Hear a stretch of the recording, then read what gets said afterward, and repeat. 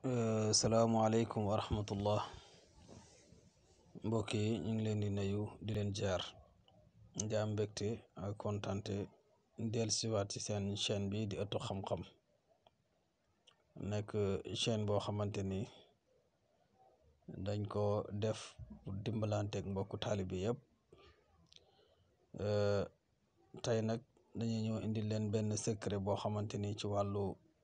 relation mu nekk nob bu am solo mu nekk boole bu am solo képp koo xamante ni dala woon ginnaaw nga bëgg sa diggante ak moom yéwén bëgg seen diggante déggoo am seen diggante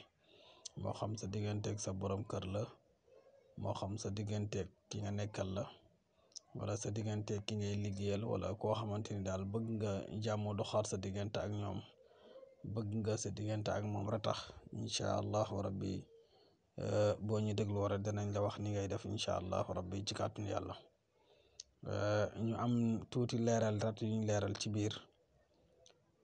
mooy ci secret yi nga xamante ni ñu ngi koy dugal dafa nekk secret yu wér amul benn secret buñ ciy joxe te du dañ koo jëfandikoo ba pare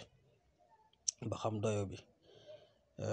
ba tax na nag ñu bari ñu ngi ñuy woo macha allah dañu ci sant dañuy gërëm ci jëfandikoo yi ñu koy jëfandikoo di ci gis résultat loolu nag du ci ñun waaye suñ borom la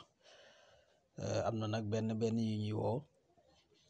dañuy faral di tawatal lu mel noonu ne des fois dañ koy jëfandikoo du ci gis résultat ba tey loolu suñ mbiru borom la wàllum ñaan yàlla wala wàllu wi dafa am lum laaj lim laaj nag mooy dafa laaj xam-xam bu wér dafa laaj joxe lu wér suñ borom mën cee dugal loxoom waaye nag liñ leen di wax mooy bu fekkee jëfandikoo gën ko ñi nga xamante ni tey ñu ngi wax loolu dafay laaj nit ko nga gëstu baatinam bu baax ba xam ko ngay doog a mën a